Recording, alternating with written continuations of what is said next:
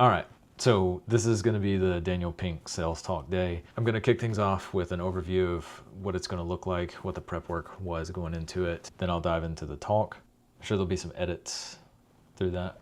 Then I will round it out with kind of what that process looked like, how I feel like the talk went, how I feel it landed. The actual talk is going to be tomorrow. On my way home in the truck tomorrow, I'll go over how that talk actually went and how it landed with the team. So be on the lookout for that video tomorrow. Prep work that went into this. I've been working on this for a while, kind of in the background. I've leveraged ChatGPT to kind of polish some things.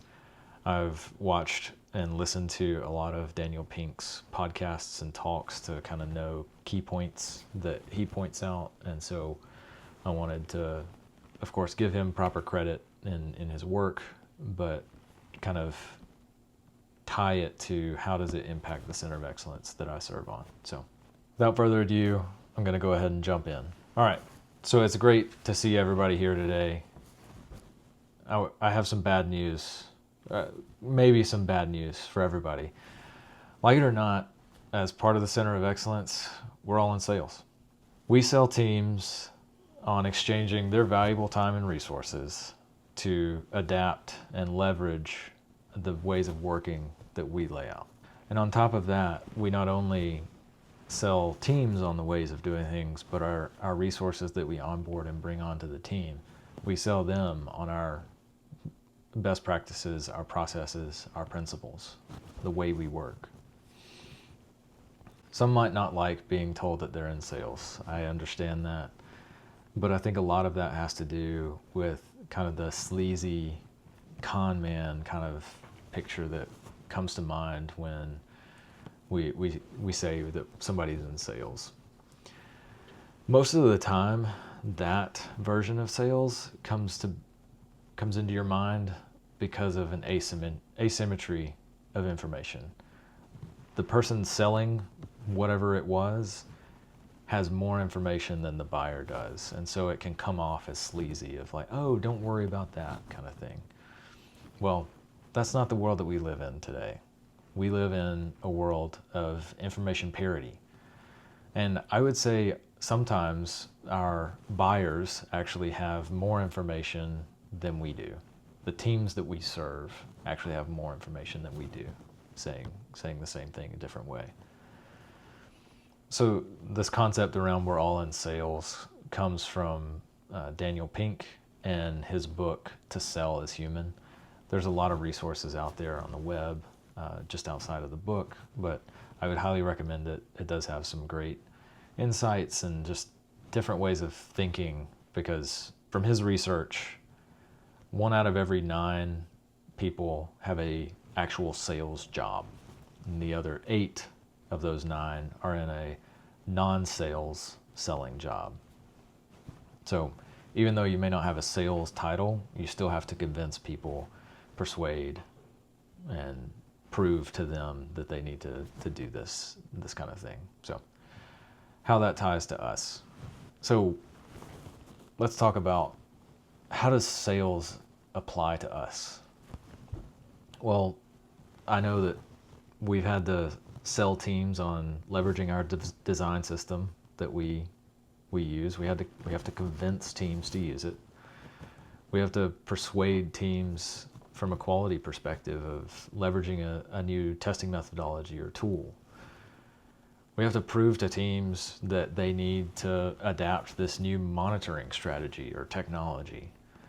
And we also have to sell teams on the need to hire a full-time designer for their project to adhere to the design systems that we have here. All of this is something that we do. We just haven't really had the language around selling. And we don't need to present it as selling to people, but we need to be better about thinking about that identity of selling. One of the key things to keep in mind there, though, is like, we don't want to irritate people by selling to them.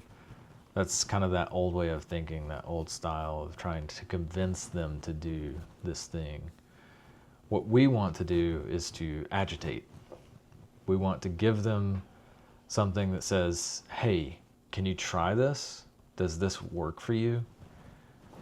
Leading with questions. We'll get more into that a little later. So let's go into Daniel Pink's ABCs of selling, the updated ABCs of selling. So if you know the movie Glenn Carey, Glenn Ross, you'll recognize this, but it is kind of that old style way of thinking of A always, B be, C closing. Always be closing. That's the old way of thinking about sales. Like, we're not here to get everybody converted and be the iron fist moving everybody towards that. What we're here to do is Daniel Pink's kind of updated ABCs of selling. And those are A, attunement, B, buoyancy, and C, clarity. They don't have as much punch as always be closing, but it's all good info under the hood. So let's step into it. So A, attunement, understanding others and listening. So think empathy plus a situational awareness. Understanding how someone might be feeling in their situation, as well as what are the politics or the situation that's going on their pod, and the tech stack that goes on underneath it. Another piece of attunement is just making sense of info that relates to them in a meaningful way to them. So we don't need to have the same sales message across the board. We need to tune it for each pod. B for buoyancy. Staying afloat in an ocean of rejection is how I heard this one phrased. How do you deal with the rejection that you will get when you are selling to people? How do you keep going? And how do you prep for rejection before it actually happens? We will have some pods that are coming to us and being like, hey, I need y'all to help us implement this new quality engineering principle on our team, or we want to leverage the design system. How can we get started? We'll have teams that come to us. That's where rejection doesn't necessarily come in. But we will have those teams that fight tooth and nail to implement a new way of doing something. So how do we approach those situations? Those are the ones that really matter. And staying buoyant in those, not taking the rejection personally, but understanding that they are not ready to be sold to is more so the perspective we need to take. Next letter is C, clarity. Bringing clarity around an idea or a concept. So synthesizing information. And one of the concepts that Daniel Pink talks about is more so around problem finding is far more valuable than problem solving in today's economy. So if you can educate someone on their problem and come with a solution or come with a path forward, that's far more valuable to a team than it is to just go around and solve problems that they say that they have. Because they may have other problems that they don't know that they have. But we as an external person to the team can help see that and surface that for them. So stepping away from the ABCs, let's get into some selling tips for the Center of Excellence. We want to position ourselves as a trusted advisor. We want to act as partners, not as enforcers, and offer guidance rather than mandates to our teams. We don't want to come into things heavy-handed. We want to tell stories, not just share data points. Sharing the real-world examples of how other teams have succeeded by adopting the Center of Excellence initiatives. Highlight the what's in it for me for teams. Trying to show teams how to embrace quality best practices can save them time, can reduce rework, or can improve their outcome. So being able to highlight, hey, this is how this process can improve. It ties to the storytelling, but it's a key point to have within that story of highlighting for them what's in it for me. Make it easy to act. One of my favorites. So making it easy for them to act. Showing them, hey, here's how this team did it. Here's the path forward.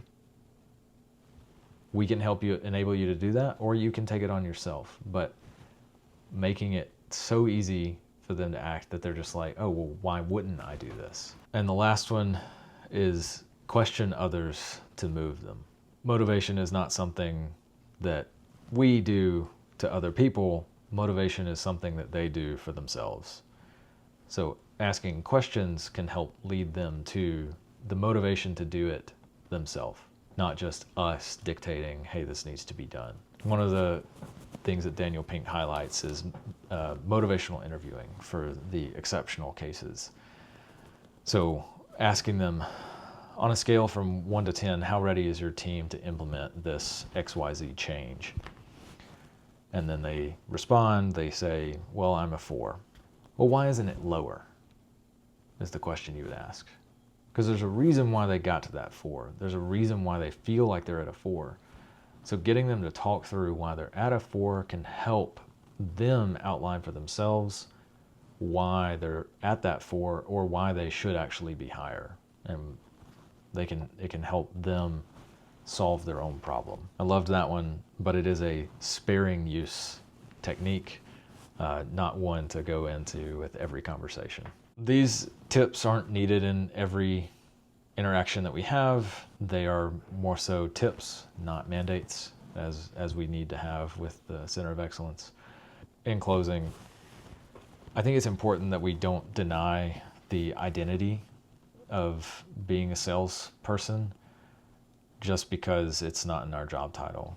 I think we need to accept that we do have that role and learn to cultivate it. So I'll leave you with a few questions. In our next interactions with our partners and teams, let's ask ourselves, how can we better attune to their needs? How can we stay buoyant in the face of resistance that they'll bring? And how can we bring clarity to the value of partnering with the Center of Excellence? Because when we do, we won't just be selling, we'll be driving lasting impact that only a Center of Excellence can deliver. All right, so just finished recording video. Feel like it flowed pretty well.